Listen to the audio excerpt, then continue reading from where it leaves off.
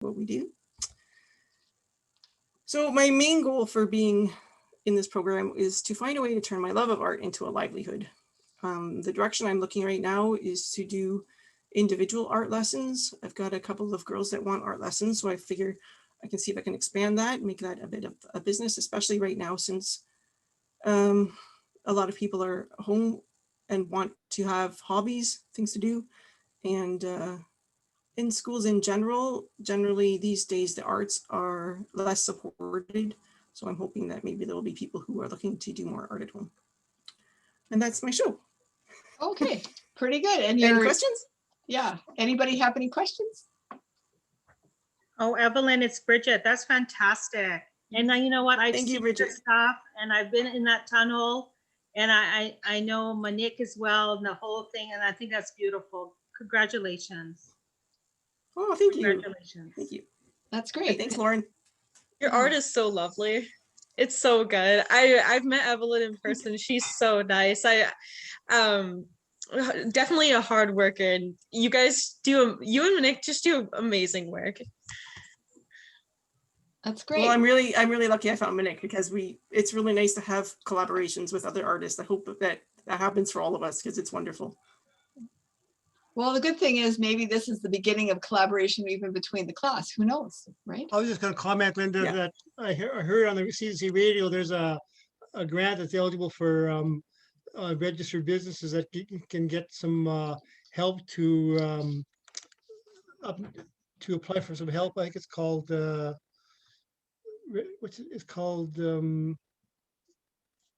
anyway, it's Digital Main Street. Oh, yes. They've done that before. Yeah, so that was something her business would really fit well with, and they give some funding and they give some examples. It was on the radio, CC radio, just before 6. I took some notes.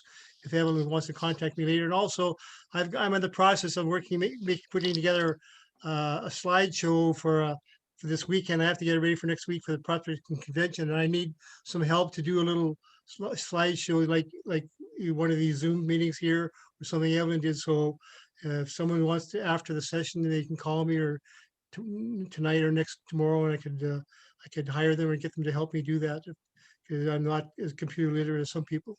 So very impressive. Oh, great. The slideshows are nice and easy to make. I could show you how to do it. Great. There we go. So thank you very much. That's super. Don't forget, if you haven't signed up on the sheet, please put your name down because we want to hear from everybody and a little bit more about you. And I'm going to turn it back over to Kristen. Hi, nice to see everybody again for a second week. I see some fresh faces. I got to learn a little bit about Frank. Thank you so much for sharing that information about yourself. And then Maurice, you're new to me. Can you share a little bit about yourself, please? Yes, hi, how are you doing? I'm well, thank you. I am a retired high school music teacher, and I've been working for the past decade on some historical productions in the region of Sudbury. And now I am hoping to start a new career and start working on a movie. And it's about the story of Greater Sudbury. And I think I'm on at the beginning of April, and I'll have more details for you guys at that time. Exciting. So if I'm not here, someone please follow up with me and let me know how you've progressed in April. But that's very exciting news. And I just wanted to share just how impressed I am with everyone, like seeing Evelyn's artwork. And I'm just like curious, is this a skill you all build on over time? Did you take lessons? Are you just naturally gifted? Because I swear if I tried to put a paintbrush to canvas, it would not look so stunning. So does anybody have, like, how did you all start to, to perfect your craft? I think for myself, I used to doodle in high school. Is that what started today? I always, you know what, that's part of it. I always drew and painted, and that's one of my go-tos when I have free time. It's so beautiful. So I think it develops over time. Practice makes perfect. That's it. Okay, so I just wanted to touch base with everyone to make sure that I know it's been a week. I don't know if you've been able to work through your business plans, if you had any questions that we wanted to address from last week. Frank and Maurice, I don't know. I'm assuming you were perhaps able to watch the recording, and maybe this is an opportunity that you might want to address some areas you may not be familiar with. I saw your session, actually saw it today in the business plan, and a business plan is a bit more advanced than I want to be right now. So I Okay. wasn't sure. So I think I want to focus on some of the other things that, especially from the first session, that was helpful. But it was handy to have access to it, and I also took some notes as well. Okay, great. Thanks, Frank. And if I may add, I started working on this sort of a smaller type of project. And now that I've gotten into the goals and into the business plan and stuff, I don't know, it's just getting out of hand. It's getting to be so large, it doesn't make any sense anymore. So Frank, maybe you're gonna have to help me out here, and maybe a few other people, because I'm losing my mind. I'm putting so many hours on this stuff. It's crazy. Yes. So at the beginning, it was something very simple, and now we're talking Hollywood. What do you think about that? So the business plan is really to help you navigate your time and come up with a strategy on how you intend on, your production plan. How many hours does it take for you to do your filming and your editing? Is this skill sets that you have, or do you need to outsource? So it's really just trying to encapsulate, what's the project look like from start to finish. And if you need help, Maurice, I'd be happy to do one-on-ones with you and offer some support to help keep your thoughts organized, because that can happen, right? We're working on one section, we can get overwhelmed jumping from area, because everything's interconnected, right? We have this cause and effect. So one decision is going to impact another area of your business. And I know that you are all creative minds and visionaries. So this technical aspect can certainly be a skill set that we need to focus or get some help on. Is there some information in the chat?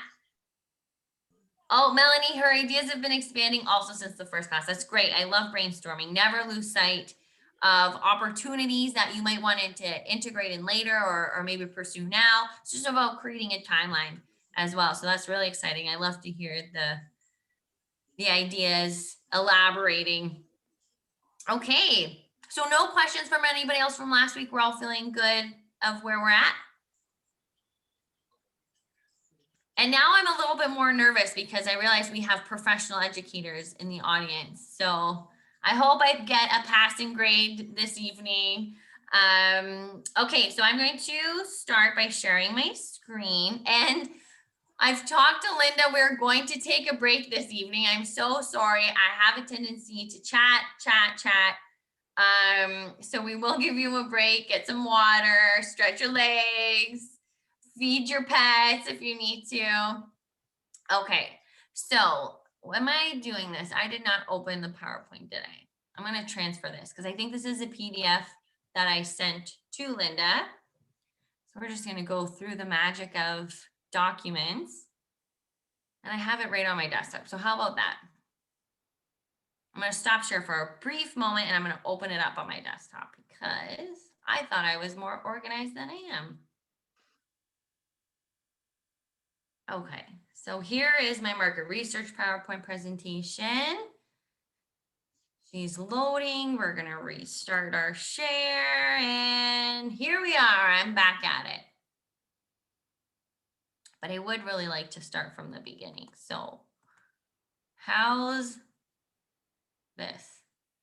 Can everybody see? Oh, I got a thumbs up. Thank you, everybody. Appreciate that so much. Okay. And as I mentioned last week, if you have questions as I deliver this information, I encourage you to interrupt me.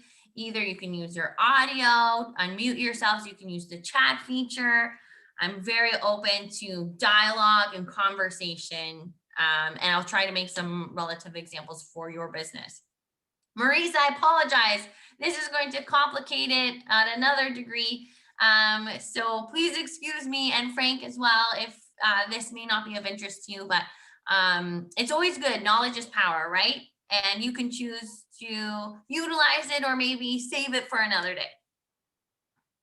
Okay, so again, for those of you who missed us last week, and I know that you had our wonderful, hopefully it didn't need too much editing for our video, but the Regional Business Center, we provide services to our clients from the Sudbury District into Manitoulin areas. And we just want to ensure that our clients have access to accurate and professional services and resources within our catchment area. So please don't hesitate to reach out via email, phone call, whatever you prefer on making sure you get the help that you need. And so when we were talking a little bit about mission and vision last week, I wanted to share with you an example of our vision at the Regional Business Center. So we're facilitating business startup, growth, and success. The Regional Business Center is the recognized hub that connects entrepreneurs to knowledge, mentorship, and resources through our collaborative partnerships. So a little brief description of our vision, which is not our mission. They are different. And I want to share with you what we do. So again, we offer one-on-one consultations, guidance on licenses, permits, registrations, and regulations, access to market research, what we're going to be talking about this evening, as well as I'll give you a demonstration. We offer business plan support, financing and funding guidelines, and referrals to our collaboration network, which is here. So if you are looking for opportunities that sort of extend beyond our capabilities, we certainly leverage the resources of our collaborators in our community. But we chatted about this last week, so I'm not going to take up too much time. And here, what we're all here for is learning about market research and how do we come up with determining, our sales opportunities, how much do we charge, how frequently do people purchase our products? Like I know we did, art therapy might be more regular than, some art pieces. You're going to invest in some beautiful things that you like. Sizes and how many hours that you go into it. So we've got to work out a whole little special formula for each one of our businesses. And this is what's going to support that activity. So what is market research? We talked a little bit about it last week. So it is the process of gathering information about our market.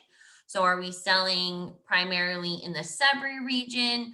Are we focused more on a provincial, a national, and perhaps international opportunities, right? A lot of us maybe, embracing e-commerce. So how are people buying? How are we selling? And what is that process in between?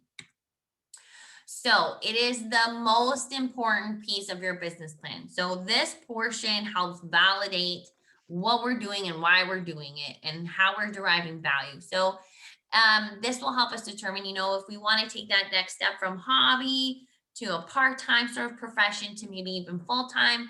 This is going to help us determine not only our business model and who we're selling to, our target market, but it's also going to define our financial forecasting. When are we sustainable? How are we sustainable? When are we earning profit? So again, reverting back to our cash flow that we saw a brief example of, and hopefully everyone's received the financial template. Has anybody sort of perused that document yet? Maybe, maybe not. I'm putting everyone on the spot, but it's there if you need it. Okay, so we need to prove that the market's large enough in our service area for the survival and growth of our business. It helps us better understand our market and how changes impact our business. So how are we pivoting? How are we versatile? We're assessing the market. We talked about of our analysis last week. To really understand, if there's new threats entering the market, how do we adapt? And it helps us devise our marketing strategy. So who are people who are paying for art therapy or going to performances in the community or designing, pieces of art or buying art supplies, right? And like, who are those people who are enjoying films? There's some really diverse members of this group. So we're really trying to understand that connection beyond what we're creating. We're just going to try to drive it a little bit further. So why should you conduct market research? Well, we're really learning about, again, those segments, that target market, the people that we want our products and services to get to, what they want, what their needs are, what their beliefs are, and how they act. So again, we're thinking of like this one avatar who shares similar characteristics, and that's how we're creating our marketing strategy. And then we may have some other segments that differentiate them that will help us have effective marketing strategies. So we need to identify and analyze the market needs and our competition. Okay, I see something in the chat here. Oh, Stephanie keeps getting kicked out. Her connection's not stable. Well, Stephanie, we know that the session is being recorded, but I encourage you to keep coming and going as many times as you need tonight, just so that you can ask any questions. And if you aren't able to ask your questions, feel free to reach out to me or connect with Linda, and we'll make sure that we support you as well. I know sometimes, especially when I have multiple cameras on, my connection can kick me out too. So, all right. So, oh, okay, perfect. Thanks. You're welcome. Okay, so we're going to allow us to identify and analyze the market needs and our competition. And it's used to determine the feasibility of your product or service, identify how to promote and develop a competitive strategy. Okay, click. Okay, so when should you conduct market research? Well, this is for new businesses to demonstrate that there is a potential market for your service or product before starting and help you write your business plan. But also for existing businesses, right? The marketplace is always changing and evolving. So this process helps to ensure that you're servicing your clients most effectively and efficiently by remaining current with trends, keeping ahead of the competition, or in seeking out new markets or growth opportunities. So that's kind of reverting back to that SWOT. As we grow, as we change, as we adapt, what can we start building on? And what can we offer? And how may things change between now and then? Okay, so again, we're reinstating the types of market research, which are primary and secondary data. So primary is undertaken by companies or a hired research firm to gather data and information to be used for their own purposes. So for example, I kept mentioning IBIS World last week. So that would be an existing document by a research firm that helps you ensure that you have accurate information and it is relative to your industry. So I'm going to give you a demonstration on what that document looks like and how the regional business center works with you on integrating that information in your business plan, because these reports are 40, 50 pages and we really make the effort to paraphrase and give you the information. So we're trying to not overwhelm everyone, but try and make this process as easy as possible and provide you the tools and resources in order for you to understand your business. And secondary research is existing information such as demographic data. So we're talking about StatsCan and industry statistics that have already been collected and possibly analyzed. So sometimes the information may not have been analyzed. We're going to use this information to support some of our statements. So market research is really about validating everything that we're saying in our business plan. I chose this course of action because of this impact or this fact or this information. So, we state, we illustrate, we elaborate. For my teacher friends out there, when you're writing, it's all about making those connections. And it's about, I know that we understand our businesses, some of us more in depth, but it's really about making sure that, if I needed to, apply for financial assistance or I'm looking for a grant, that you're able to communicate that effectively, but also to understand the interconnection of your business as well. So like I mentioned last week, we have a lot of clients who have been existing businesses and they've been going through and they've been successful, but they don't realize that there's opportunities for them to, really flourish. It's understanding those sort of gaps in your business so that you can excel. Okay, so here are some types of market research. So surveys, focus groups, interviews, task analysis and usability testing. So what is the difference amongst all these? I don't think I have a slide on this. Okay, so I'm going to talk about it from my head. Okay, so surveys are a list of questions, right? And as I mentioned in our business plan guide, we have a really great example of a survey, which is really universal. It is talking about a butcher shop, but we're going to switch that information over what's relative to us, right? So a great example there. Focus groups. This is a small group of people, maybe 5 people max, that are stakeholders. You really want a variety of different people that are going to bring value to your business. Now, the difference between focus groups and interviews is that focus groups, sometimes people can be influenced by the conversation. And that's why interviews are nice, because it's one-on-one and you're getting their honest feedback and opinion as an individual. So I guess it really depends on the people that you've selected to participate in this focus group, but you're asking them questions very similar as you would in an interview. So task analysis. This is determining what are the steps and series of someone engaging and interacting, say, with a physical product or with a service. So like, for example, we might do task analysis and a usability test if we were having someone, engage with our website, and we want to know, like, where are you looking and where are you clicking? Maybe even seeing, this is a piece of my artwork, like, what do you notice, or what do you think about it? Or, where would you display this? Really getting those key indications, like where, if I'm in an art gallery, where's my attention going to first? And, that's going to be variable depending on the individual.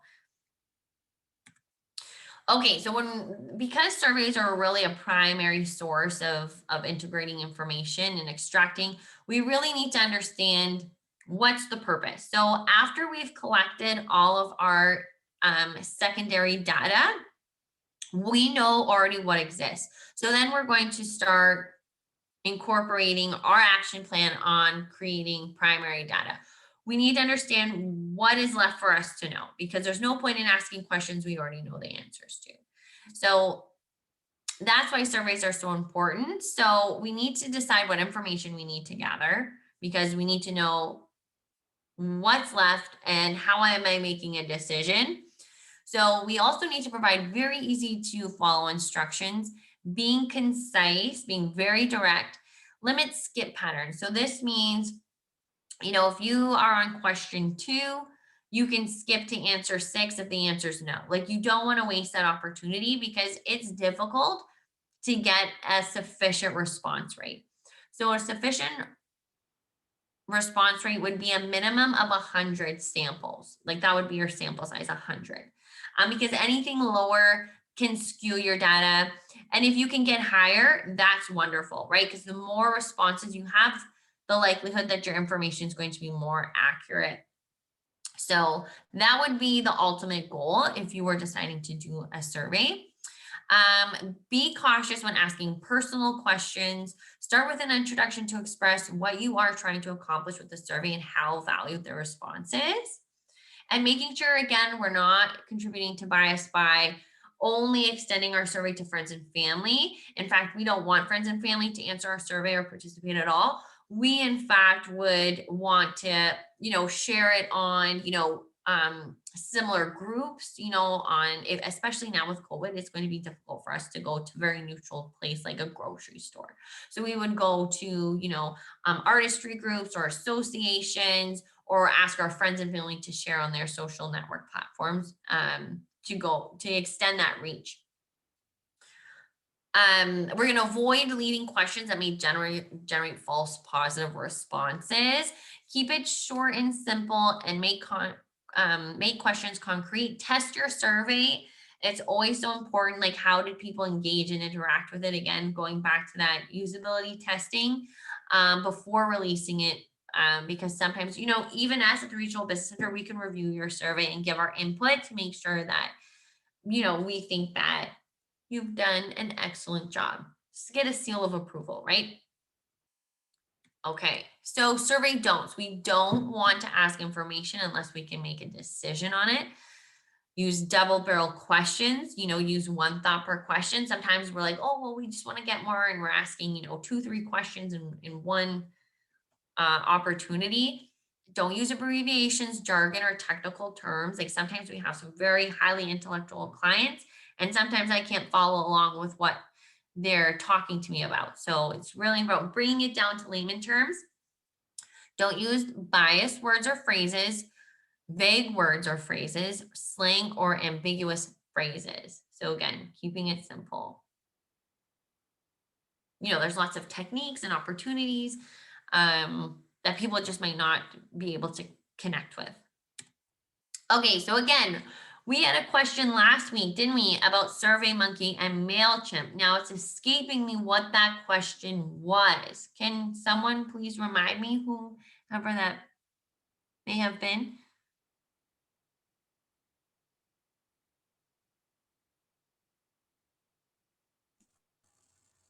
I think the question was just how do we get market research for ourselves?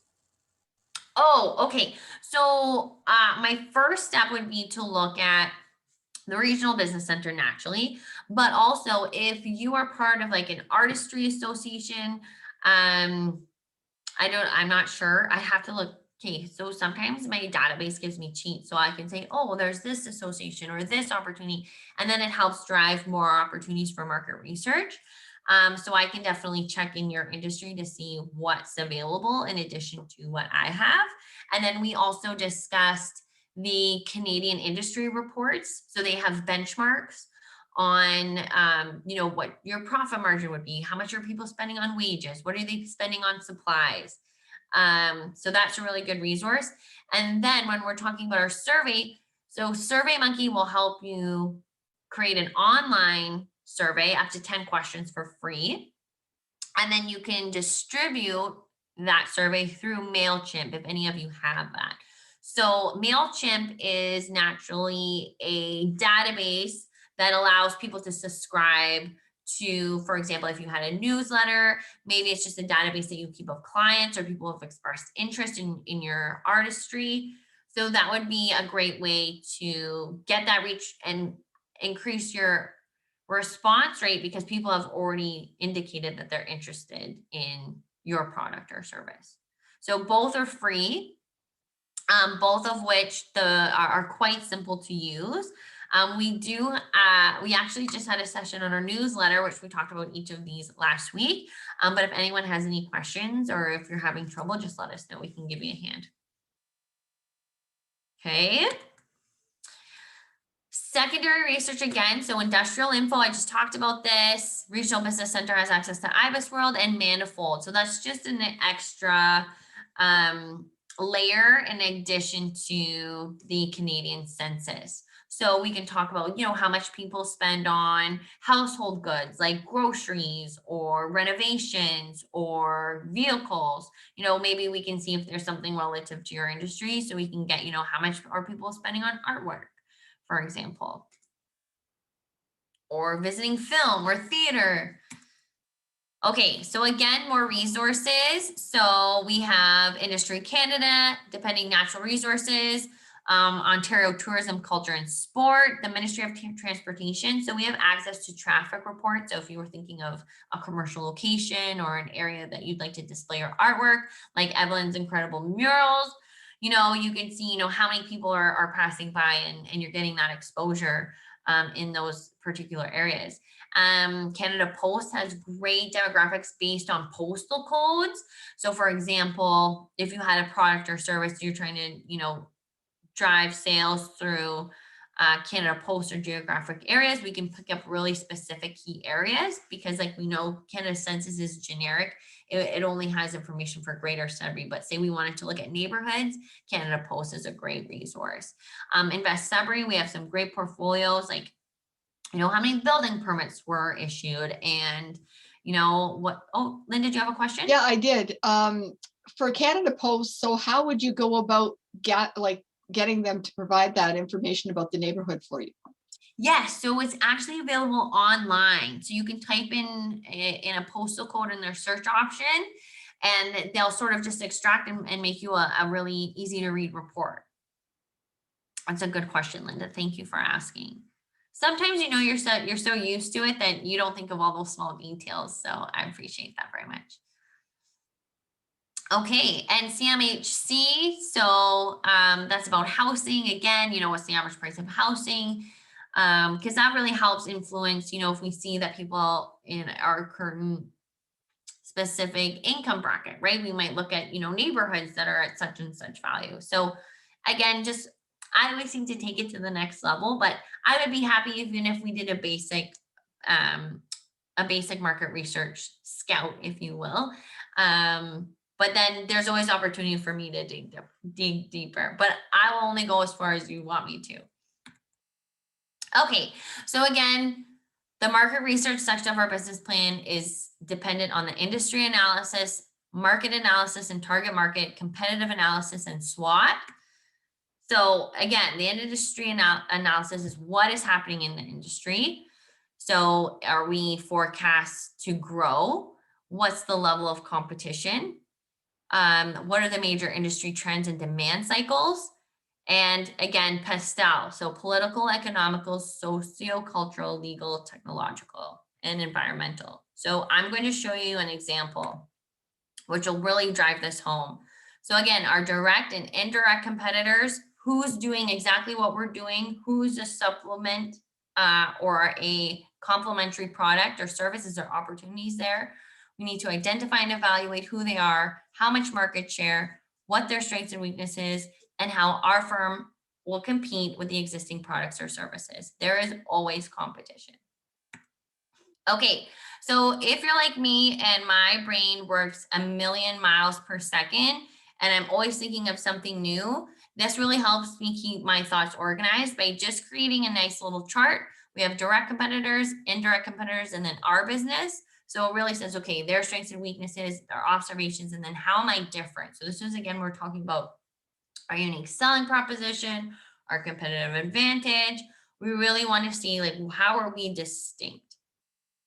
So really great opportunity here to keep our thoughts together. Okay. Okay, so our market analysis, again, our target market, who is most likely and most profitable, right? So that's great. We want to sell to everyone, but you know, say I have this beautiful mural, for example, you know, do I have to get permission, for example, from the people? Are they compensating me for it? Like, what are these opportunities? Is it like a canvas that I'm doing? We really want to see, like, is someone who's in their 20s maybe not our suitable client, because they may not have enough money to afford me. They may appreciate it and they might get like some good traction on like Instagram, which we serve, but they may not be the ones who are physically purchasing, depending, or maybe they are if you're doing like prints.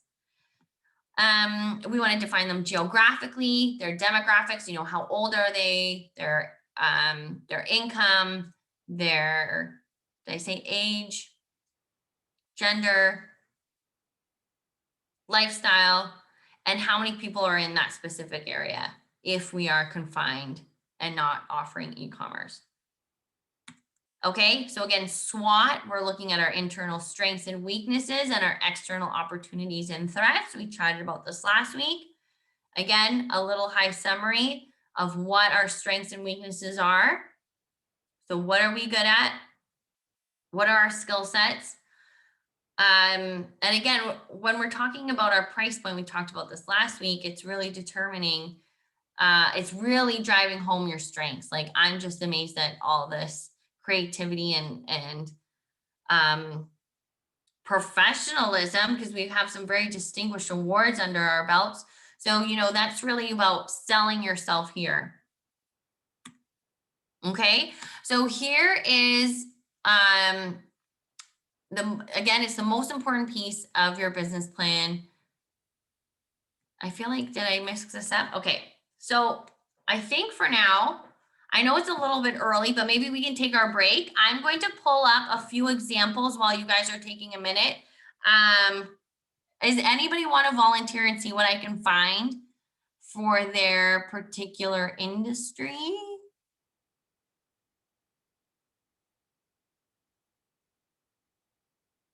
I know I have like, okay, So I'll just pick someone because I know I have a few and I'll see if I can pick up a few examples on my own. So Linda, did we want to say like 10 minutes, 15 minutes? Sure. Let's say we reconvene. We'll give you a little bit extra, seeing as you missed last week. We'll give you to 8 o'clock. So don't leave. Just like if you want to do something that we shouldn't be seeing, just close your camera, but don't leave. Okay? How about, I was gonna ask a question. How about, is there a market for stained glass portraits? Okay, let me see. I might not be able to pull something up that specific, but let's see what I can do. That's a good one. Thanks, Frank, for volunteering yourself. Well, they're not my portraits, they're someone else's. Oh, well, that's thoughtful of you. Would it be possible to maybe communicate with you on a one-on-one conversation? Absolutely. I would definitely encourage you. Yes, okay. You would need to leave me your contact numbers. Oh, sure. I can, again, include my information in the chat for everyone. Yeah, and you can always, if you lose the run of anything, just reach out to me and I will hook you guys up, okay? Oh, that would be great, because I would like to maybe have a phone conversation with you in about 2 weeks, Ouch, definitely. because I'd like to explain to you where I'm going with this. And yeah, it's a little too much there for this session over here, but at this time.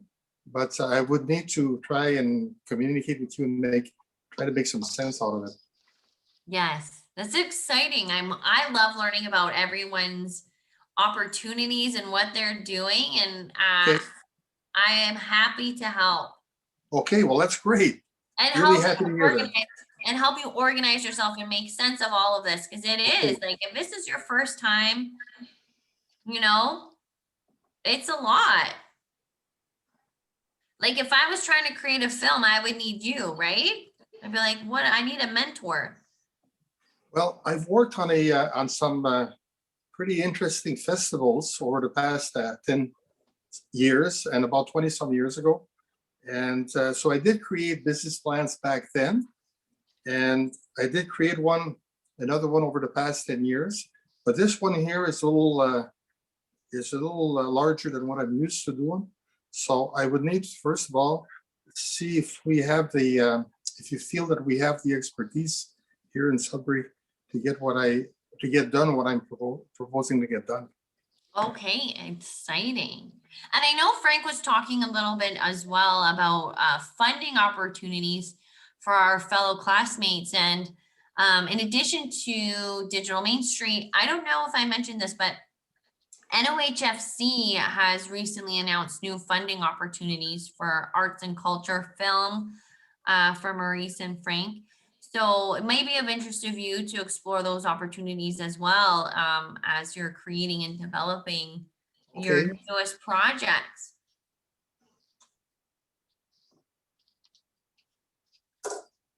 Okay, so I didn't have anything, Frank, for stained glass specifically. So I'm just trying to see, because I remember our introduction last week. Pick one of your own areas, and that was just an example. No, I love that you provided that for me. I appreciate that. So I thought maybe like music publishing in Canada. I don't know how relative that is for everyone, but that's an example. And I'm going to look up a few more. I'm going to write some notes while everyone's taking 5. Yeah, Melanie would be interested in the music part, I know that. Yes. Can I ask for an example too? Absolutely, Ivy. What can I after my first week, I missed last week, but when I was talking to Ganesh, I actually talked to Ganesh today, which was kind of cool. My business isn't much of a business, more of I'm trying to, I guess, after I'm completed a series, I'm not sure how like funding works for like visual artists. I'm a traditional artist, and I'm kind of like, I'm working on trying to get exhibits to kind of promote like disability awareness because I'm autistic and like atypical art and stuff like that, as well as like well, that's the main part. I guess like would my market research would be like I don't know what organizations are looking for like disability art and stuff like that, or like disability representation at least. Yeah. I know there's Tangled Arts, but it doesn't look like they're not calling for submissions. Interesting. I love that concept. Let me see. I think I'm searching in another report, but I need to get out of that and go to my main search. Ivy, have you ever reached out to NISA at all? Nisa? Yeah, because I they're like, there's a local connection here, and they would have people that are, you know, in that same genre and that sort of thing. So it might be something to explore. Yeah, because like now that I'm starting to get out of Sudbury and I'm starting to like I'm with Alex here in North Bay now, so now I'm kind of like I have a mural here, I have some murals, and I have 2 murals here. I have a few murals in Sudbury, and then I have one in Chemi, and so now like I'm thinking about expanding through Sudbury because of like the issue of disability awareness and how it's more in the urban areas. At least like Toronto, like it's a little hard to explain. I'm writing my thesis on it. That's amazing, Ivy. And you know what? Your name I recognize. You used to work at the art gallery. The Bell Gallery, like Yeah. I didn't work there, but my I had art shown in there. Okay, that must be it, because I recognize your name. But I've never had the pleasure of meeting you. Well, it's nice to meet you. Yeah, that's great. I just think it's amazing that, you know, and that you're extending, you know, your creative aspect, but also, you know, you're continuing your studies in this area as well. Yeah. Well, I'm out in North Bay for school, but yeah, it's something I've recently like thought about, and now I'm really working on, because I have like I don't know, with what the content I'm learning, there's a lot of history, and it kind of got me into the activism part of it. So, and there's a lot of art with politics, so eventually I'd like to like make historical paintings of like class problems that we're facing right now and stuff like that. It's just, you know, it's less of a business and more of like a portfolio building. That's awesome. I love that you're inspired. But building your portfolio is really part of your future business. So, you know, Yeah. it's important. Absolutely. Okay, so I sort of found something a little bit more generic for everyone. I want to get your opinion on it. So be honest, okay? I can take it. So this one is performers and creative artists. And it's defined: the performers and creative artist industry consists of independent or freelance artists, writers, and performers that create artistic or cultural works or productions, in addition to individuals that provide the technical expertise necessary for these works. Major products and services include live performances and events, art sales, film and TV, intellectual property licensing, and contracting. Is that fair? Like, I think that sort of encapsulates that for most people. So I think, yeah, you feel good about that one too, Ivy? Yeah, licensing, something's like that's definitely new to me. And like, you know, for murals, there's all that insurance background. Manik was talking to me about it. And oh, Linda, what was the name of could you put in the chat the name of that that organization? Sure. Thank you. Yeah, let me just see. I might be able to even get a contact information for it too. That's awesome. Yeah, so you know what? I think I'm gonna use this one. And then it'll be, I think I'll keep everyone's attention for my tutorial, if you will. So how's everyone? I didn't want to go over the same information as I did last week. And I guess now in retrospect, I could have made that session smaller and sort of revisited some of the content here, but a good overview never hurt anybody, did it? No, I'm sure it'll be fine.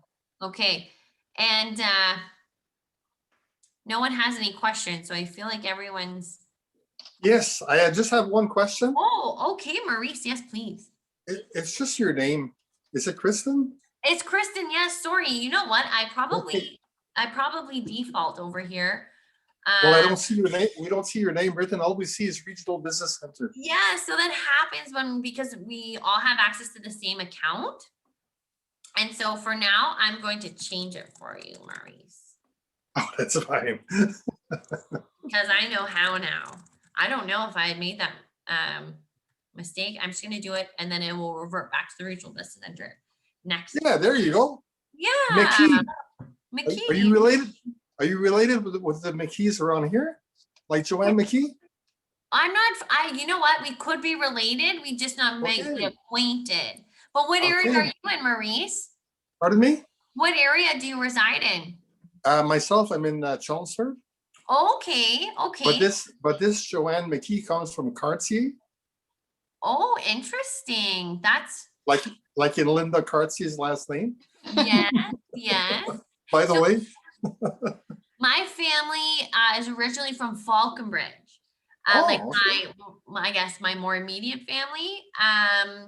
But then we do, I mean, we travel through Cartier from time to time, but I'm not aware of having family there, but that's not to say Okay. that we aren't. We're probably distant relatives. I like to Okay. think that if you have the same name, you're related in some sort, right? If you think of like the geography and the history of everybody sort of being together, and we're just distanced now. Oh, well, you're a history buff, right? Does that make sense at all to you? Like, you know, if I'm Scottish and Irish, so you know, you had like your little clans, and it was all about, you know, your family. And then, you know, we all sort of had to migrate around, and here I am in Sudbury now from Ireland and Scotland all those generations ago. Well, that's interesting because the project I'm involved in has to do with multicultural groups, First Nations, Métis, French, English, and Irish, and Scottish, and the whole thing. That's where we're going, and and I'm really looking forward to communicate with you. And after that, I'll be in a position to speak about it with the group. Wow. So I'm going to get an insider scoop. I'm very much looking forward to that. And I promise what happens in our consultation stays in our consultation. So I promise you it's going to be pretty crazy there. So anyways, I'm looking forward to it. As am I. Ooh, I'm intrigued. Yeah, and for any of you, feel free to reach out to Kristen. You know, that's part of what you get with being involved in the Artrepreneur is you have, you know, the exact resources to, you know, pitch your ideas to, and for her to her or her colleagues at the Regional Business Center to help you know, direct you in the right places so that you know, we all want you to be super successful when you in whichever way you want, whether it's on a part-time or full-time or you know, basis. That's really, really great. Thank you very much for that. Maurice, are you sorry, excuse me my words. I'm actually really interested in that film. Like I've been seeing a lot of like local films lately, and I've volunteered for Cinefest, and I think it's awesome. So it's really cool to meet someone who's like, you know, doing film, because film's a huge part of my life. My partner's going to school for film. What are you working with a certain broadcasting or film company in Sudbury? No, I've been mostly involved in music production and concert productions and festivals. I've done festivals at Bell Park, at the amphitheater, at Science Park, at the Chelmsford Arena, Zilda Arena, stuff like that. And the concerts we've been doing has been with over 80 to 100 people live on stage. You've been the multicultural reenactments, and Rochelle was at one of those productions at one point. So we've sort of experimented with that. We have 3 models out of Quebec and Eastern Ontario. One is l'Echo d'un Peuple, the other one is Le Paradis du Nord at Lessard, and the other one is La Fabuleuse out of La Baie. And so we watched those productions at one point and we said, well, why not here in Sudbury? So we've sort of been we've been working with that, and now the next step would be to bring it to a movie level. That's where I want to Nice. bring it. That's super exciting. I love that. Yeah, you know, we have a story over here that's really, really bigger than just about anybody else on Earth, and that's our meteor. And last year we did a contest to name our meteor. So we got the 4 school boards involved. We got all the schools involved. We had a bunch of people coming out of the clubs and stuff. And we found a name for it. And Science North was involved as well. And the name is Sudurius.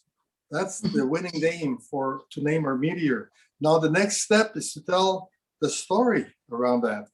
And it's a second. It created the second largest crater on Earth, right here in our backyards, and most of us don't even realize it. And because of that meteor, that's why we're all here tonight talking to each other. And so there's a major, major story there. And I'm just hoping to be able to get enough people around here excited to get together and look at bringing somebody interesting. So this is what my business plan is all about. And it's getting bigger every day, it seems. Yeah, I've actually like the meteor is actually such a cool subject. My grandpa, he actually worked with Frank. He's a geologist and prospector, and the reason why we ended up moving to around the Sudbury area, because he was like surveying the area. He taught me all about like the like how it used to be like no trees at all, and how like with limestone you're able to like how much Sudbury's flourished since then. Yeah, you know, like Cool. that meteor fell 1.8 billion years ago, and it was actually larger than the Chicxulub meteor that wiped out the dinosaurs, like right here in Sudbury. Yeah. And we know about it, but we don't really pay much attention to it. But there's a major story here. That's why everybody's here. That's why there's nickel, that's why there's precious minerals and stuff. We're gonna turn it back to Kristen now, though. Oh, okay, wonderful. That's really exciting. And I love hearing more about your projects. And it's great to have, you know, so many people invested in the arts, because I thoroughly enjoy viewing them and, you know, being surrounded by so much creativity, you know, like the storytelling, and it's great. So if everybody's back, I will share my screen. So in the chat, I've dropped a few examples of industry reports with a little description. So I found performers and creative artists and musical groups and artists as well. So I'm going to pull up a few examples to give you kind of an introduction of what a market research report looks like. If you were to request information, it won't look like this context, because our licensing agreement won't let us share it with you directly, because it's for us to coach you through the information. So we won't just send it to you and leave you to your own devices. I'm here. Okay, so here are my search results. So this is what my IBIS World database looks like. And so the first one I decided, now the US is relative to Canada. Unfortunately, sometimes because our population isn't as vast, we don't have the same reports, but this is as closest one as we can get. So now I'm going to say, I'm going to download. So I'm going to move everyone's sort of heads down for me so I can see down here.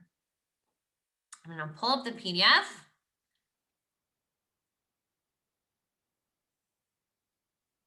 Okay, so can everybody see? Okay, thank you, Evelyn. Okay, so this is what we utilize. We can see that it was updated January 2021, which is amazing. So it's very updated information. And I'm just going to scroll right down through so I can give you examples of some excerpts of information. This is really important because COVID has impacted all industries, and a lot of people, like clients, but also if you're looking at investors, want to know, like, how are you intending on selling or exhibiting or, you know, adapting to this new context of commerce. So right here, we have this really great synopsis that talks about, since the performance of the performers and creative artist industry is particularly influenced by consumer behavior and overarching economic conditions. Rampant unemployment and plummeting economic activity is anticipated to result in the industry's poor near-term performance. However, just because there's negative statements does not mean that we don't address this information and again, acknowledge that we're going to persevere and this is our action plan. So yes, people may not have as extensive disposable incomes. However, some people have been fortunate enough to be able to sustain themselves, have career advancement, or some people were just already in a very comfortable position to continue to support their interests, thus the performance and creative artists. So industry performance is projected to be pressured in the near term as nationwide quarantining policies have banned large gatherings and constrained business activity, rendering film and TV productions and live performances non-viable indefinitely.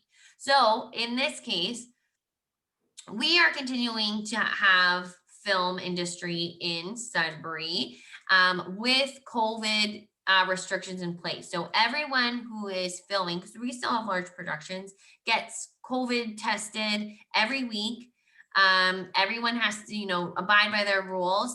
So this is not necessarily true to us because we know otherwise. And that's just because we facilitate and work with the film industry here in economic development.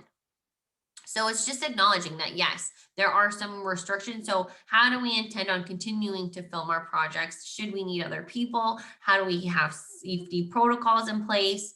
And what does this look like?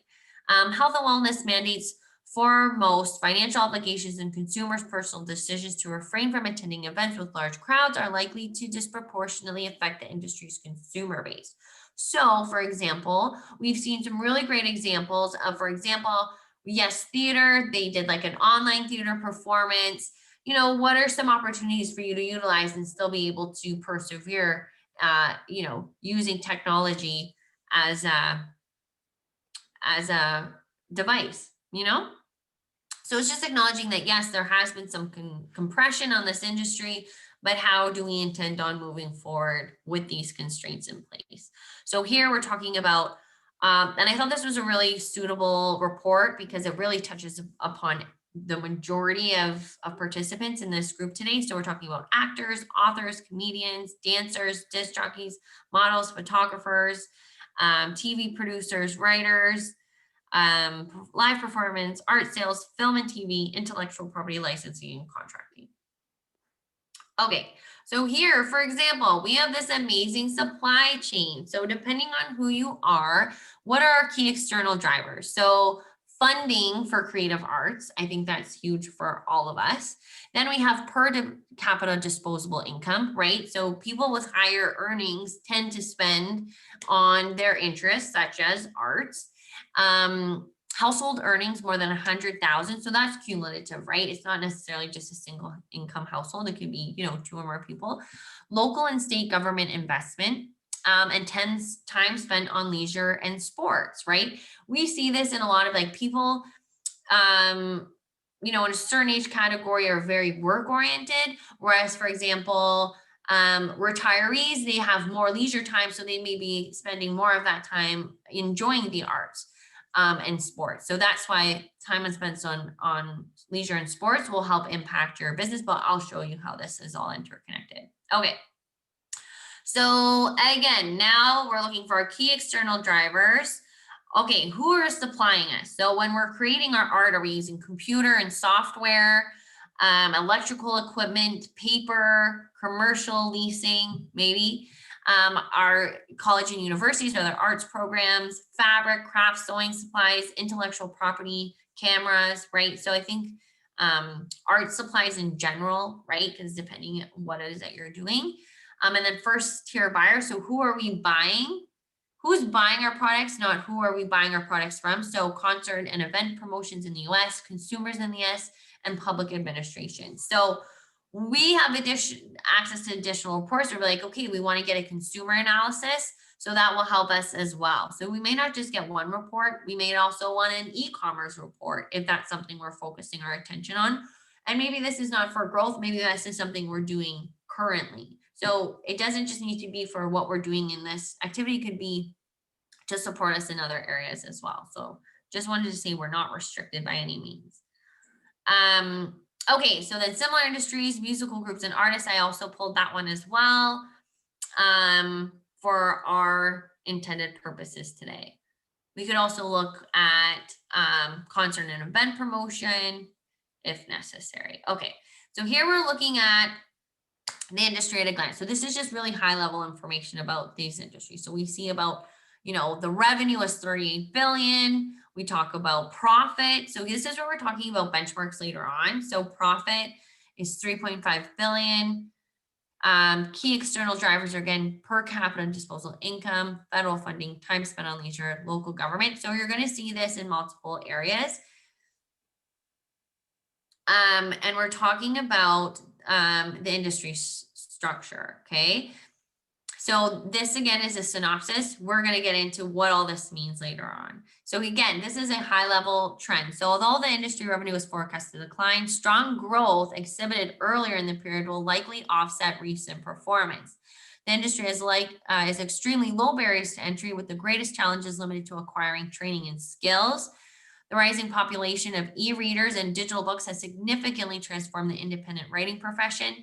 Digital media will make it easier for artists to market and disseminate their experiences and products to a wider audience, so e-commerce. IBIS World anticipates funding for creative arts to decline over the next few years, but this is the US because we talked about NOHFC funding being available to artists. In addition to the Ontario Arts Council, total wage growth is expected to rise, and we'll talk about federal funding, but that's US. Okay, so here's the product and service segmentation. So in this industry, 10% is live performances and events, 6.7% is art sales, 34% is film and television, 35% is intellectual property, and then other. So here we talk about a SWOT analysis, and this is just very high level. So remember, this is a SWOT for this industry, not necessarily for you and your business. So I wouldn't just like copy and paste this into yours, but it's really important to know what these key areas have in regards to your business, because we're going to explain them in detail in our business plan. And there are no major players in this industry. So we're going to brief executive summary. It's talking about an estimated 96.8% of industry operators are non-employers, so they're independents. They're not paid employees. That can, however, make little money in return, but that's okay, because that's what we're here for. We're learning on how to create these opportunities to be sustainable for us to move forward as our passion projects. Top artists, such as famous authors and actors, are capable of earning millions of dollars and typically employs teams to maintain their image, but account for a slim portion of industry operators. Although favorable economic conditions persisted over much of the 5 years, bolstering industry revenue, then we need to address COVID. So this is where we talk about SWOT. So part of the environmental would talk about COVID in particular. Okay, so typical of the entertainment sector, industry performance is dependent on consumer sentiment. Strong per capita disposable income growth enabled consumers to make more non-essential purchases. Moreover, the number of affluent households, which are more likely to spend on and contribute to artist pursuits, also increased during the period. So that's very positive. That's who we're talking about when we're thinking of our target market, right? We're talking about per capita disposable income, in particular, earning over 100,000 household income. Industry performance is also influenced by grant-making institutions such as nonprofit foundations and public arts agencies, which fund many of the industry's small-scale operators. So then it talks about federal funding for the states, but I believe that it is aligned well, because we do see that we are continuing to support our artisans in Canada. So IBIS projects the industry to grow at a considerable pace over the next 5 years to 2025, as per capita disposable income and consumer spending are expected to rebound strongly and lead to greater purchases of industry relevant goods and services. So see, although it did sound very negative and scary, it's all about seeing the bigger picture and utilizing the information to our benefit, right? So it's just addressing, yes, there are concerns, there's been constraints, but that's true for all industries right now. And again, stating it and then illustrating what is our opportunity to overcome some of these current challenges. Okay. So here it's going to talk about these key external drivers in greater detail. So again, we already sort of gathered that from the executive summary about per capita disposable income and household earnings. Okay, so time spent on leisure and sports. Let's see. The more leisure time people have available, the more likely it is that they will attend shows, read books, and demand other products from performers in creative industries. Time spent on leisure and sports is expected to increase in 2020, representing a potential opportunity for the industry. So this would be part of your SWOT analysis in the opportunities section, for example. Because again, we say these, but now we have proof because it's coming from a trusted source, a research firm. So here we're going to talk about the current performance, what's happening in the industry now. You can see it's talking about painters and other visual artists, writers, dancers, choreographers. So everyone that we talked about earlier, because you're all sort of accumulated in this one particular report, which is great.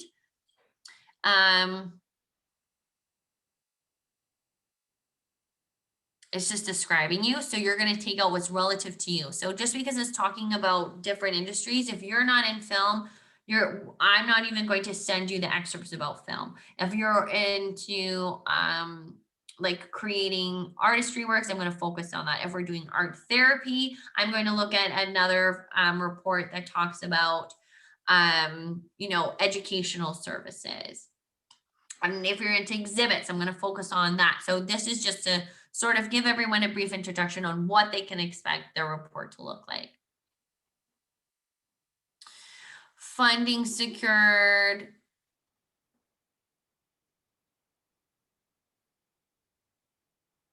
Digital implications. Internet platforms have not only altered how consumers access art, but also how artists fund projects.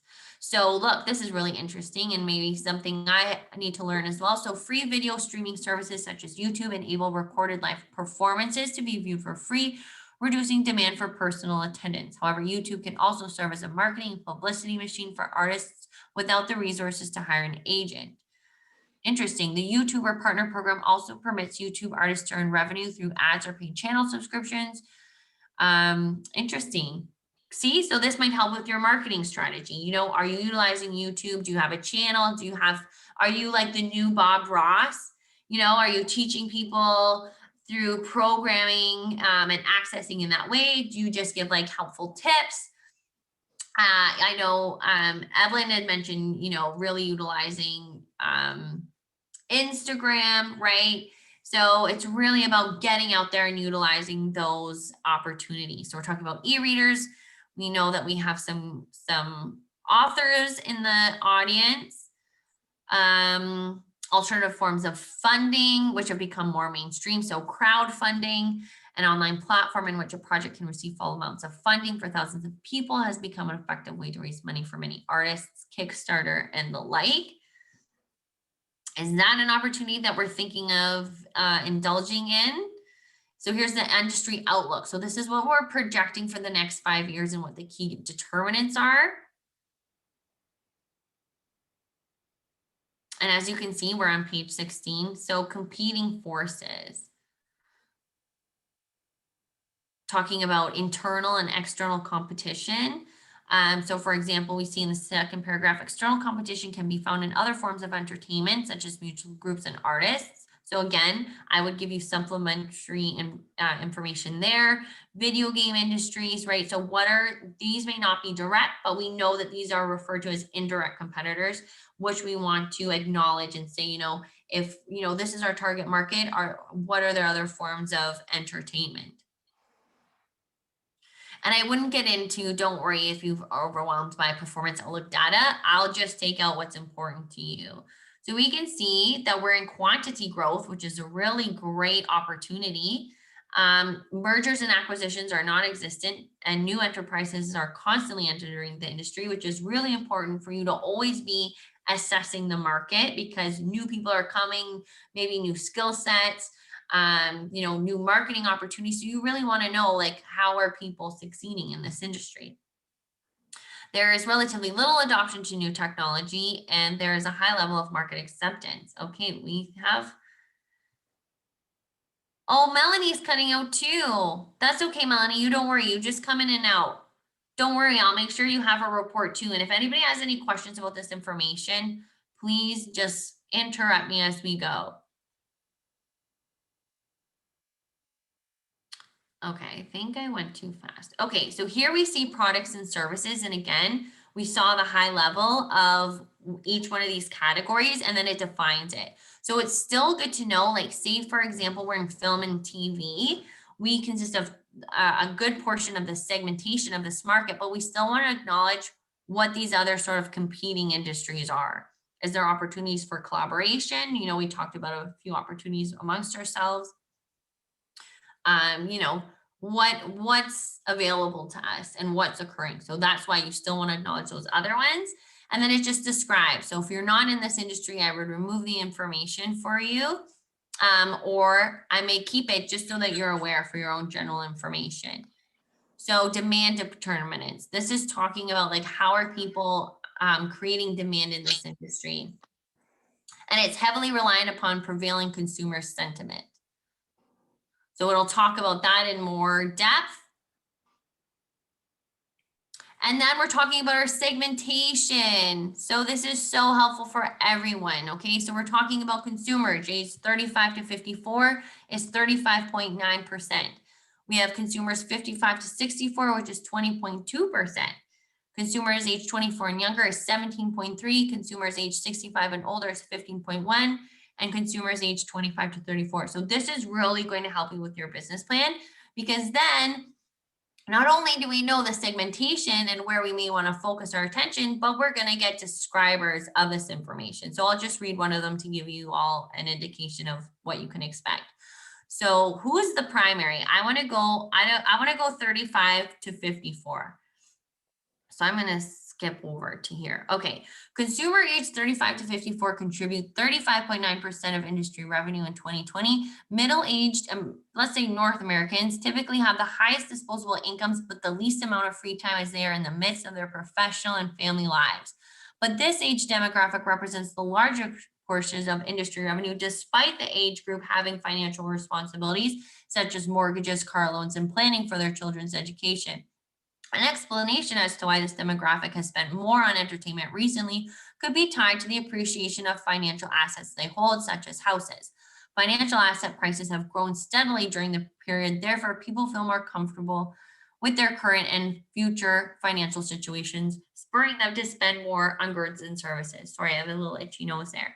So this is really good, because I don't know, I'm so used to reading common industry reports. So to me, remember I was saying, like, I might be, you know, retirees. So I'm fascinated to see that it's in fact 35 to 54. So then again, you know, we can look at our second age demographic. Let me see, for example, it was ages 55 to 64.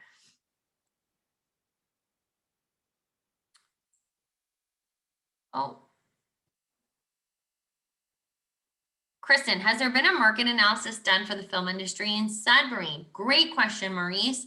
I am not aware of an industry analysis specifically done for the Sudbury district. I think that's very like a refined market research, but that's not to say that I can't pull data or ask my colleagues in film on where some sources of information are for you.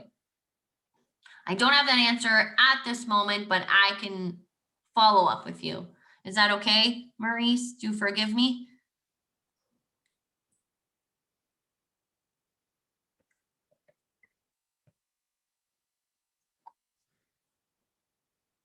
I think, okay. I'm going to say that all is forgiven. He says Oh. great.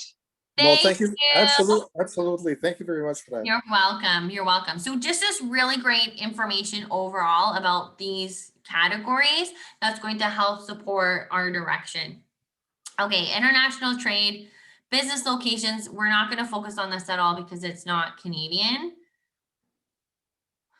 Oh, Bridget, just wanted to share this. Ontario government is investing in arts and artist recovery. Check the link later due to COVID.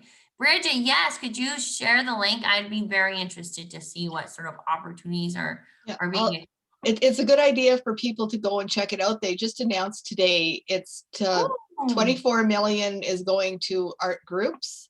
And it's Cinefest and Carrefour that are getting money in Sudbury. And then there's 1 million that will be distributed to individual artists. So, I mean, it sounds like a big number. It's not necessarily big when it gets down to it, but it all is going to help. So yeah, go check it out and see, because I don't know how the individual artist opportunities will be there, but important to take advantage of it. Yeah, how do we apply? That's great. I am also going to familiarize myself with that opportunity because I might have questions from my clients. Okay, thanks for sharing that. Okay, now we're looking at competition, right? That was another key sector we had talked about.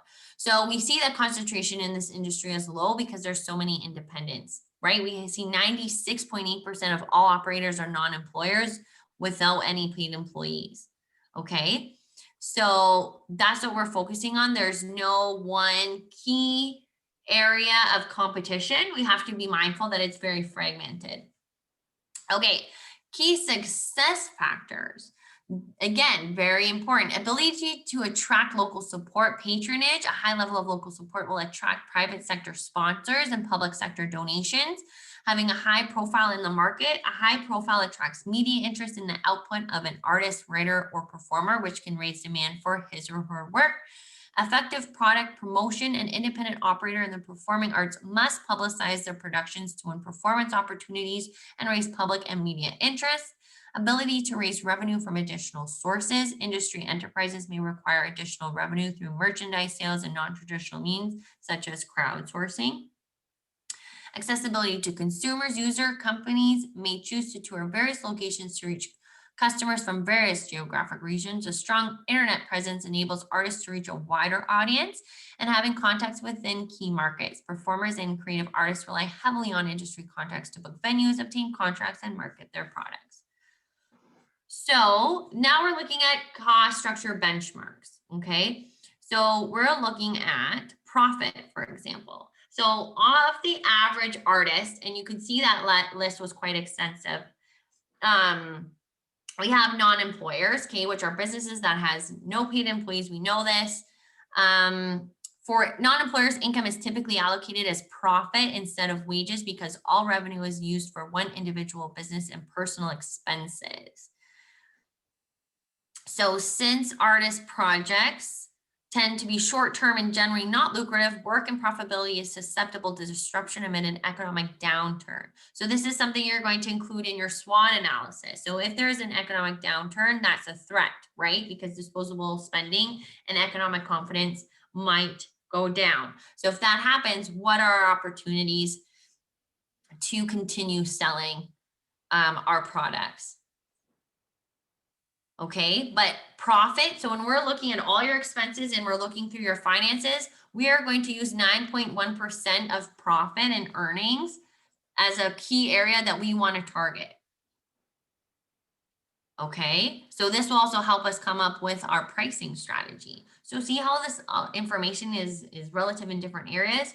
That's why it's important. Is this making sense? Am I explaining this well? Okay, I'll take silence as a good thing.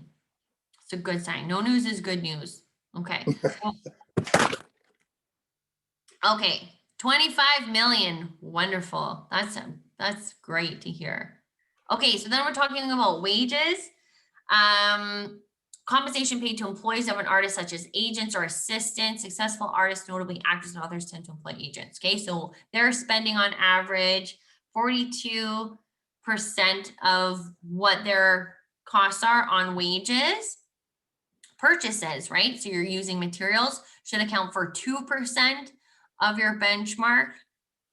Depreciation should account for 2.6% of revenue. Marketing should account for 2.2% of revenue. And rent, 3% of industry revenue. So really great benchmarks for us to use when we're devising. Oh, utilities, 0.5%, other costs. Other costs include various administrative costs and insurance. These costs are expected to account for the remaining 35.8% of industry revenue. So this is the biggest portion of where your expenses are. And we sort of had a brief chat about insurance last week. So, you know, what's an appropriate insurance policy? You know, what's included? How much should you be spending? Does it go up with the amount of product you have displayed in other areas? We are, in fact, having an insurance seminar tomorrow at noon. If any of you would like to join us and learn about insurance policies. And to be honest, I don't have the answers myself, but I can certainly ask because I do find that quite intriguing. All right, again, we're talking about the basis of competition. We're looking at external competition. Ooh.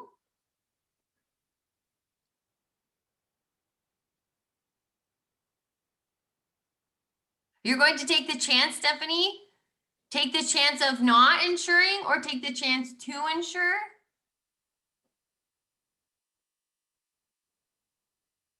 Take the chance for not insuring. So it's not just insurance in that 35% of what you're expensing, it's all administration, but so I would maybe just look at it just in case it's a little bit more reasonable depending on what it is that you're doing. And then you can make that determination, you know, at least you know what your options are. Always explore every option. Okay, so competition in this industry is high and steady.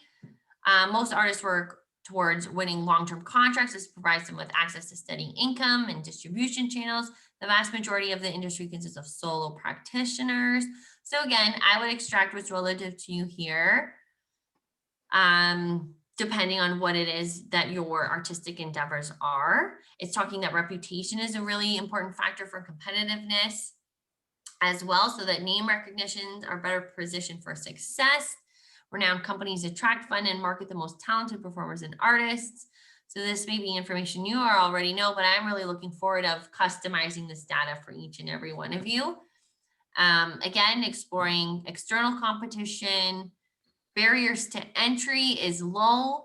My barrier would be that I don't have that talent. So, I mean, you all have that going for you, right? It's not something that anyone can just emulate. It is really unique to each and every one of you. So I would definitely emphasize that.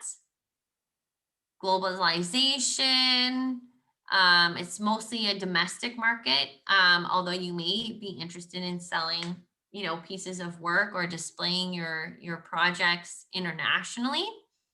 And again, there's no major players, so it's going to talk about the fragmentation and how that impacts the business, but then they're talking about bigger firms like Feld Entertainment Inc. Is anyone familiar with this company? No. Okay, interesting. So this is information I would share with my film producers. Perfect. Yeah, operating procedure or operating conditions, new age economy, that's really good. Also online with traditional services economy. But you can see that it's not declining, you know, it's still relatively strong.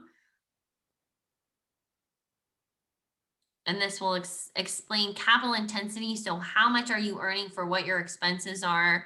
That's very technical. I would again explain that and break it down to you. I don't want to overwhelm you with jargon, right? Like we talked about technical terms. I'm going to make sure that this information is understandable. And if it's not, we'll talk about it. We'll make sure that you're understanding what's relative and what's going to be helping you move forward. Revenue volatility is talking about the fluctuation based on economic change, regulation and policy, light, which is good. That's going to help you for your SWOT analysis, that you don't foresee legislation changing and interrupting your industry and causing you more pain than gain. Again, acknowledging COVID-19, industry assistance, so we can talk about the release of this new funding, for example, that was shared. We can talk about other resources and what we know about the industry. But that's ultimately what report looks like in its entirety. But again, I'm going to customize this for each and every one of you, should you be interested in leveraging this information. I just wanted to give you like a quick overview and some excerpts about what you can expect to receive from me. Now, Kristen, Yes. what I see here, that's on a global scale, is it not? This is on a national scale for the US. Okay. Unfortunately, because Canada's industry may not be as well developed, they have not produced a Canadian report. So we would use excerpts that are relevant. So when we're talking about locations, I would just strip that out entirely. So if it was in Canada, it may say that the majority is focused in Canada, or sorry, in Ontario, or maybe British Columbia, because they have a lot of films in, you know, our major metropolitan areas. But also, you know, the subsidies or opportunities for films to produce in our communities as well, right? We've seen some pretty big films and titles here in Sudbury. So it would talk about like population density and opportunities. And those are just assumptions I'm making, again, just talking through experience with different reports, but I wouldn't necessarily just say that because we have nothing to validate it, right? That's what the market research is, validating every decision that you're intending to make on your business. So it's the why. I'm doing this. Why am I doing it? Is because this is the information I know. Okay. That's great. That's why, although it's not necessarily the most enjoyable aspect of being a creative, it is very helpful for you long-term, for you to understand this process, and for anyone, right? So we have clients in a variety of fields, you know, who are experts in their field, and, you know, we're just here to support them and get them the help that they need so that, you know, they can persevere and do this indefinitely. Well, I appreciate the fact that this stuff is super important when you're looking for funding, and you really need to demonstrate that you're on top of the game, you know? If you can't do it yourself, then you need to find somebody who can do it for you. Yes. Collaboration and leveraging each other's expertise. That's the name of the game. Absolutely. I'd be happy to do. I want to be that person for you, Maurice. And for everyone. Perfect. How are you feeling? This is a lot of information, and I wanted to get away from like the theory aspect and show you what you can expect, because again, everything's a relationship, right? So now you sort of had the context of why it's important, but then you're seeing what information you may be able to access.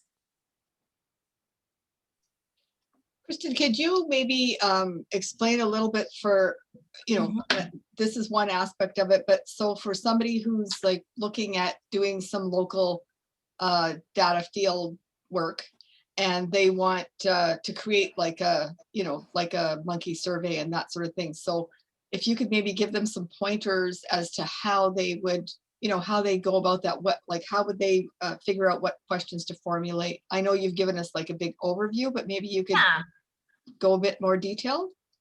Okay, so I'm going to bring up the example of the survey that I've been mentioning. I think that's good because I'm a visual person, and we can just sort of go through the questions. And I know it's a really good survey, but it's talking about a butcher, which I already expressed. It's not my favorite example, but.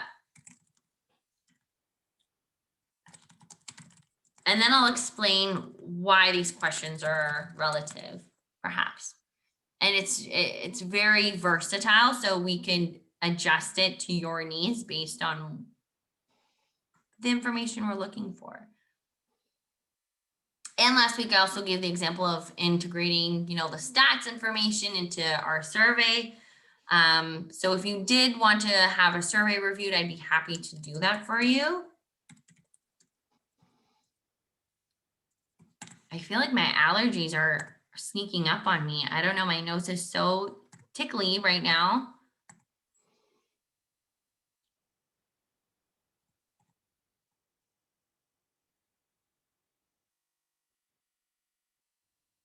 Okay.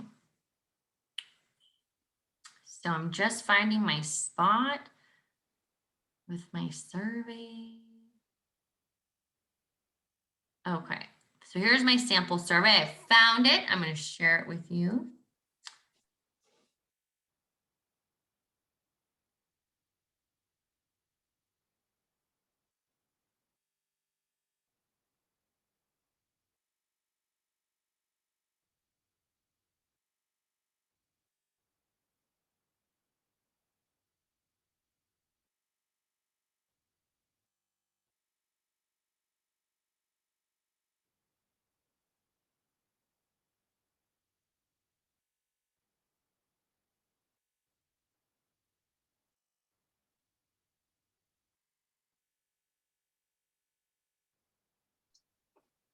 Are you still there, Kristen? I think we lost her. Yeah, I think we lost her for some reason. She disappeared out of our group. I will try to see if I can email her and get her back. Oh, I think there she is.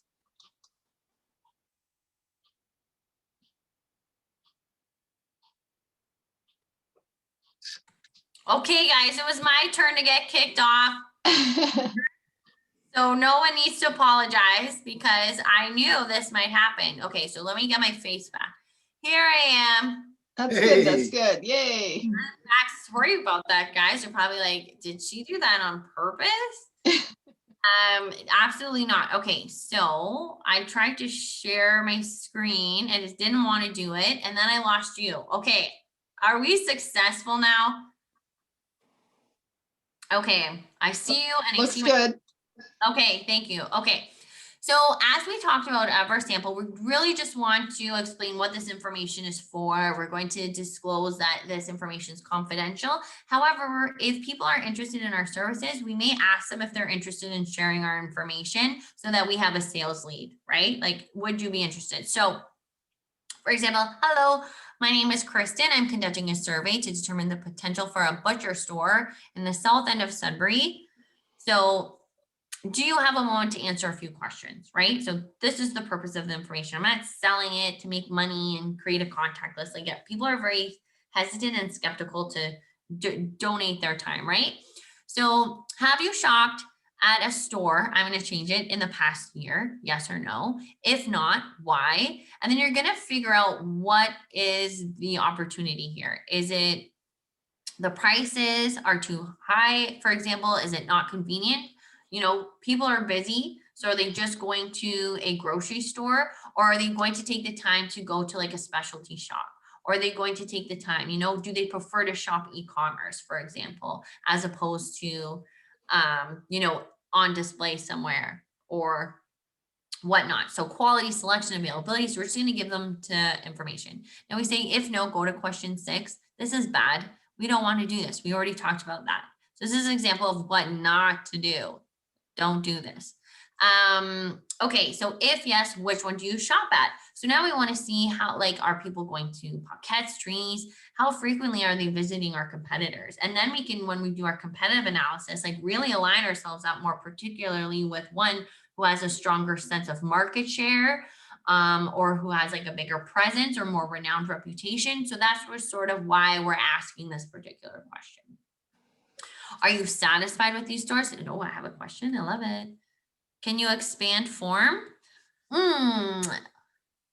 Expand this one to make it bigger? Do we want it bigger? Okay, so the font might be too small. So I'm going to try and do this. I'm going to zoom.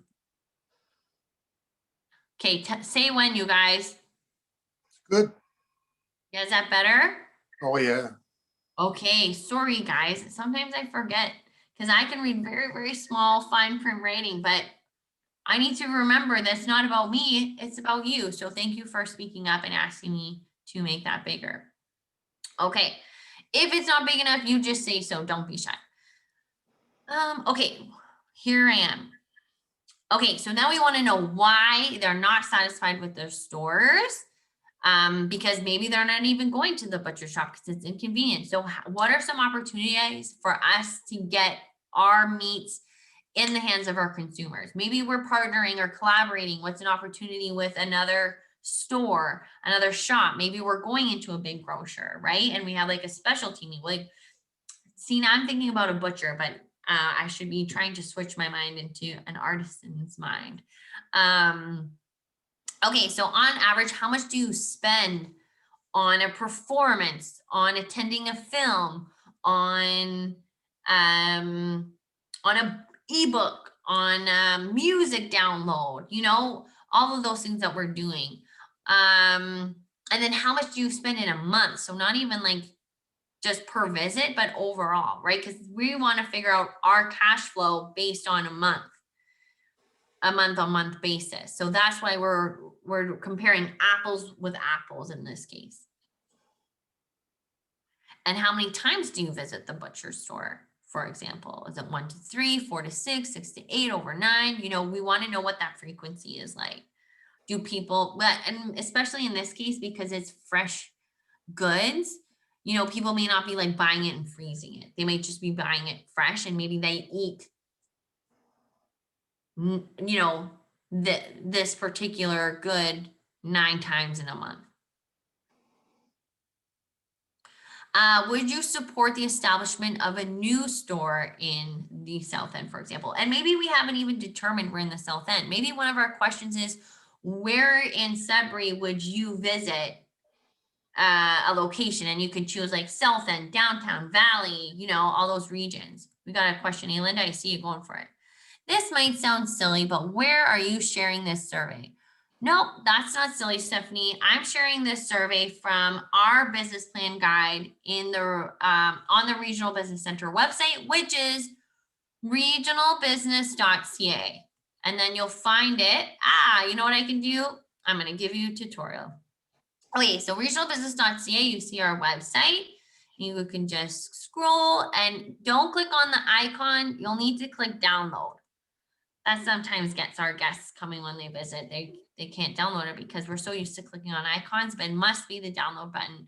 And then we can see here, we're on page 25. We start at page 25. For this sample survey, but the business plan guide will also really elaborate on the areas of your business plan as well, should you like to take it to that extent.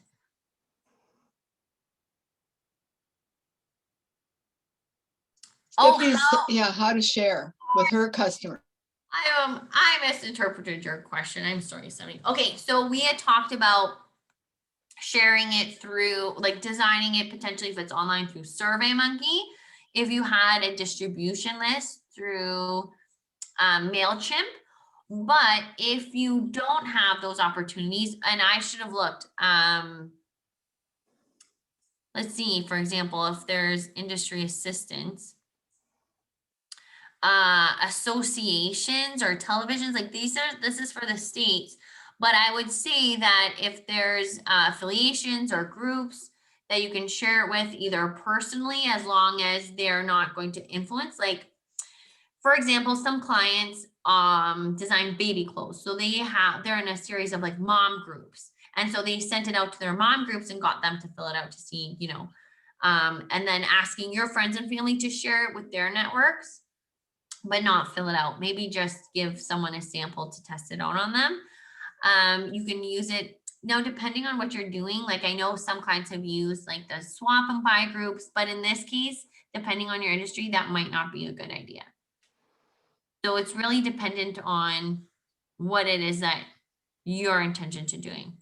Okay. You might also, between the different art groups that are out there, you may also want to ask if, you know, for example, if somebody wasn't performing, maybe they could ask Yes Theater or STC if they would be willing at the beginning of a program to you know, have some of these even printed and shared. So think about collaborating with your various groups, and they'll help you too.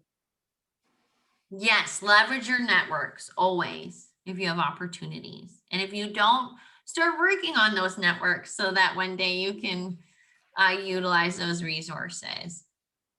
That's a great suggestion, Linda. Thanks for helping me out. Okay, so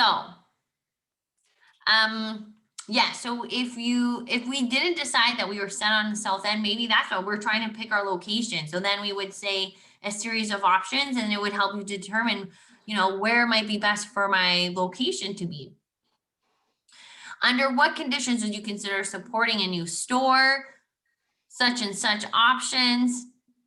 And then always save demographic questions for the end. So, because surveys are sometimes hard to get the response rate. And if people just sort of like, okay, I'm bored, I'm over this, I can't keep my attention span, at least you have the most pertinent information available to you above. And if they decide not to answer the rest, it's unfortunate, but at least we know that we've had some sort of response, because if you start here, they may drop off much quicker. So here we're asking, what age are you? Do you have children? If so, how many?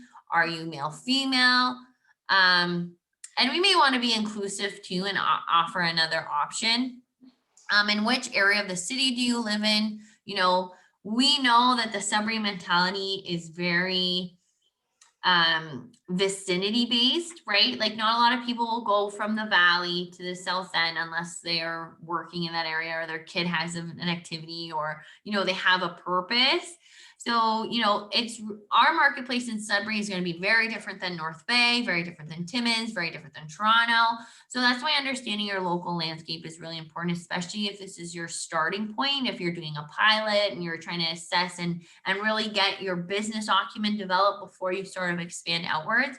So, if we're in Toronto, people will drive an hour easy. North Bay, everything's super, super central, but we have so many little outlets. That's why it's really important to know the demographics and the psychographics and the mentality of the communities that you're thinking of engaging with.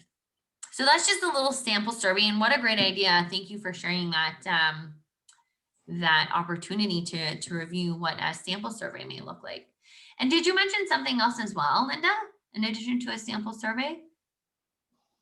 I thought this was great. I just think it's, especially for somebody who has never done anything like this, it might be a bit overwhelming to yes, you gave us all the possible questions, but seeing something in a more succinct fashion like this allows people to not be overwhelmed, to try.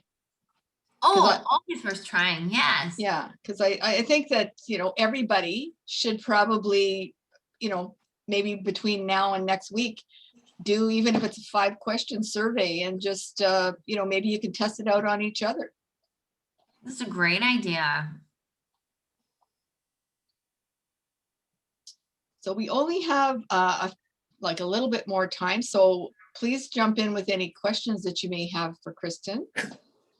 Yes, in support of what you just said, if anybody sends me a survey at my email, talent@simpatico.ca, I'll be very happy to answer them. That's kind of you, Maurice. And if you wanted to do 5 sample questions, if you wanted to send them my way, if you're having, issues or you're trying to determine what's important, are you phrasing it in the most understandable way, I'd be happy to help, as always. And I put my information in the chat, but I can leave it again, or you can go through Linda. Any opportunity for you that works for you. And I'll get my wife involved too. Oh, she's more than welcome. Absolutely. That's great. So if we don't have any more questions, I'm just going to remind people that next week we're going to be learning a little bit more about Emily and Stephanie. So next week we have 2 presenters at the beginning. So that's really something we're all looking forward to. And if you haven't signed up, please, as I keep on prodding you, please do so, because we do want to learn something about everybody, give you a chance to do this. And it's a good test, because at some point we are going to do probably a virtual exhibit, and then when the world allows, something that's live. So it's good practice. And when is that going to happen? I'm not sure, because we're kind of breaking new ground, just because we this was originally supposed to be live, And so we had to reorganize it in order to make it work and still be possible virtually. So, you know, that part we haven't quite determined, but it'll get, like, you all have a bit more time after the classes are done to complete your business plan. And so, you know, I would say it would certainly be more likely to be like a May, June type of thing. Okay. Okay.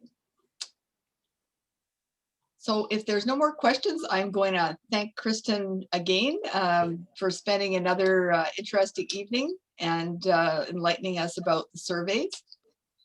And we'll convene again next week, and we're going to learn about marketing next week. So good luck, everyone. Just remember, although I may not be here, I am virtually accessible to you. So if you're going through the process, don't hesitate to reach out. And I'm really looking forward. Hopefully I'll get an invitation to come participate in the exhibit.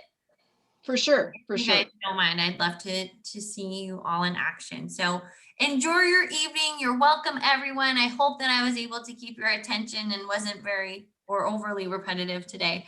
But very much looking forward to viewing and witnessing your success. Great. Thanks very much.